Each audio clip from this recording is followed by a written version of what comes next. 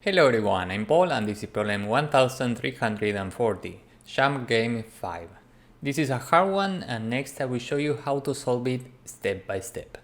We are given an integer array and an integer d. So let's say that we are given this input, here is the array and this is the visual representation. We need to get the maximum number of indices that we can visit, considering that we can start from any index. So let's say that we start from index 5, we are here. We can jump either left or right to a distance of at most d. Here d is 2, so we could go from index 5 to 3 as a maximum, and we can go from 5 to 7 as a maximum. So we can visit these 4 indices next.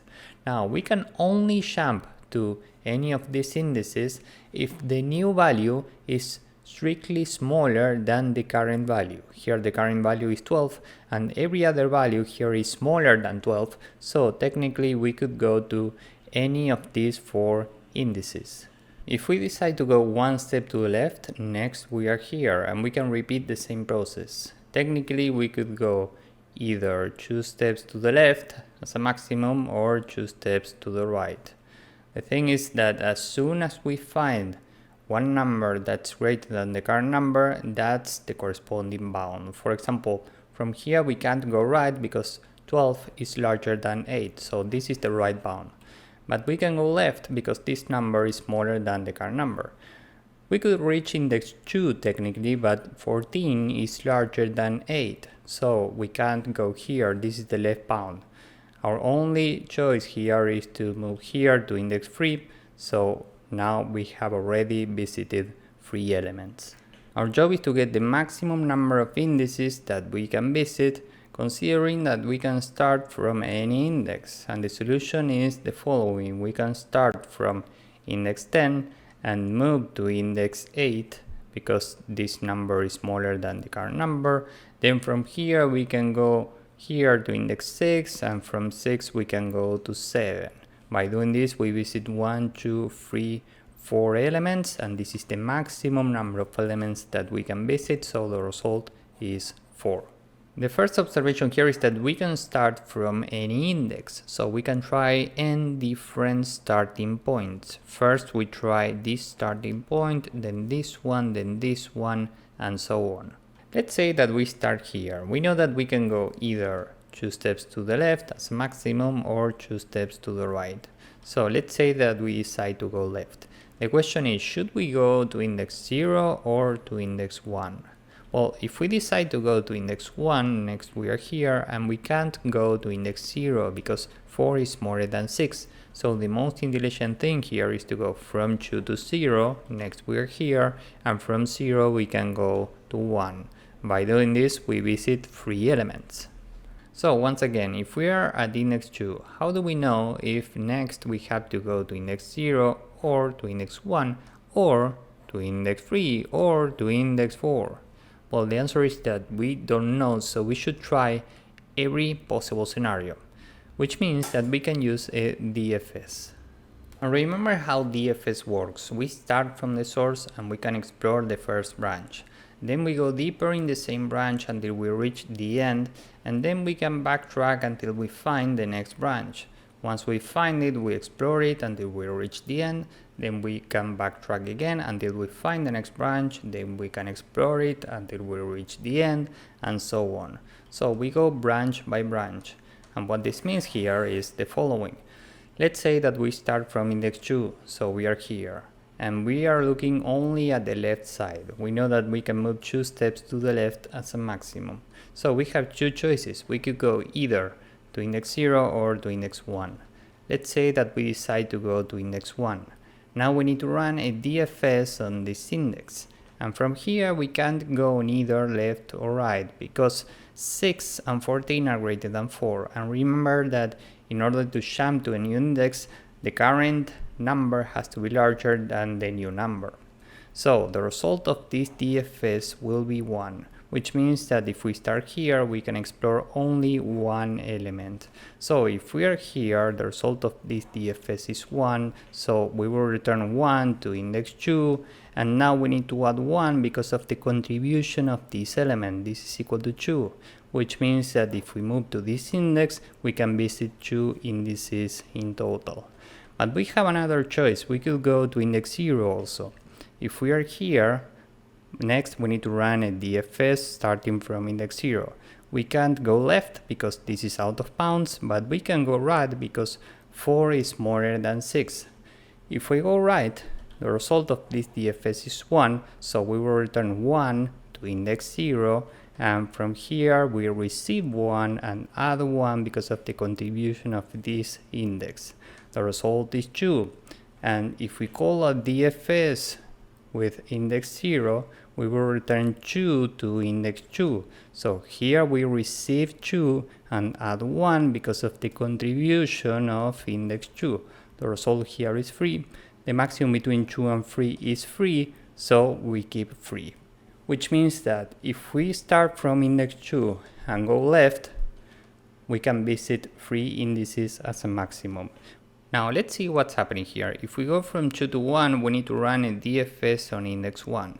And if we go from 2 to 0 and then from 0 to 1, we need to run a DFS on index 1 also. So if we want to avoid repeated work, we should cache this. Which means that we can store the result of DFS with 1. When we are here at index 2 and go directly to index 1, we run the corresponding DFS and this will return 1. And then we store this number, we cache the result, which means that next when we go from 2 to 0 and from 0 to 1, whenever we try to run a DFS with 1, we automatically return the result, which is 1. Now from here we could go right also, we can move 2 steps to the right as a maximum, so we could go to either index 3 or 4. If we decide to go to 3, we visit 2 elements, and if we decide to go to 4, then from 4 we can go to 3 and visit 3 elements. The maximum is 3, and the maximum between 3 and what we got for left is 3. So the result, if we decide to start from 2, is 3. And we need to repeat the same process for every starting point. At some point we will start from index 10, meaning here. We can't go right because this is out of bounds, but we can go 2 steps to the left as a maximum. So we can go to indices 8 and 9. If we go to 9, we visit 2 elements, and if we go to 8, next we are here, and we can do the same. We can go either left or right. If we decide to go right, next we can go here and visit 3 elements in total. If we decide to go left, we can reach this number or this number. If we go here, we visit 3 elements. If we go here, we visit 3 elements also. Now from here we can move right, next we are here, and that's it. This is the maximum number of elements that we can visit, and that's why the result is 4. So the key here is that we start from the source and we go branch by branch. For example, let's say that now here we are at index 9. The current value is 6. And this is more than 10 and 12, so we can't go neither 8 or 10, which means that here we just return 1. We can cache this result. So next we backtrack, we are here again, and we can explore the next branch, which means that we can jump to index 8. Now from here we have a few choices. One of them is we can go to index 9. So as soon as we reach index 9, given that we have already cached this result, we can return it here, and we don't have to compute this DFS again. Overall time complexity here is big O of n times d, and maybe you are wondering why, because we have to try every possible starting point, and from each of these, let's say that we are here at index 5, we can go 2 steps to either left or right, so the times d part is fine. Now the question is, why only n times d? Well, because we are caching the result of every possible DFS, and space complexity is big O of n because of the space for caching. So with this in mind, now let's see how to code this up. First, we can say that n is the length of the array, and now we can build our DFS. This takes some index, and first we say that the result is initially 1, And now for every J in range, if we go right, we go from I plus 1 to the minimum between I plus t plus 1, because this side is non-inclusive. We take the minimum between this and n, because we don't want to be out of bounds. Every time we check if array J is greater or equal to array I, here we just break the loop, because remember that we can only jump to indices that are smaller than the current index. If we are still here, the result is the maximum between what we have in the result and the FS with the new index J plus 1 because of the contribution of the current element.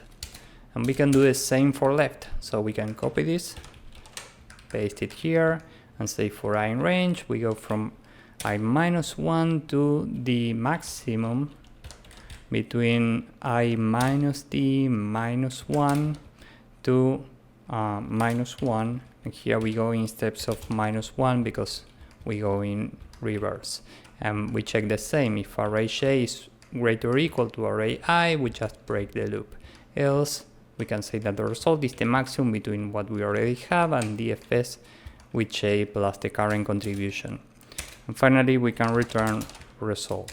So down here with this DFS, we can say that the result is initially 1. This is the minimum possible result. And now we can say for I in range n, the result is the maximum between what we already have in the result and DFS starting from I. And here we can just return result. And I'm missing something very important, which is that we need to cache the result of every DFS. Okay? So this is the entire code. Let's submit this and see if it works. As you can see, this works and it's very efficient. So if you found this useful, please drop a like, subscribe, and see you in the next one. Bye bye.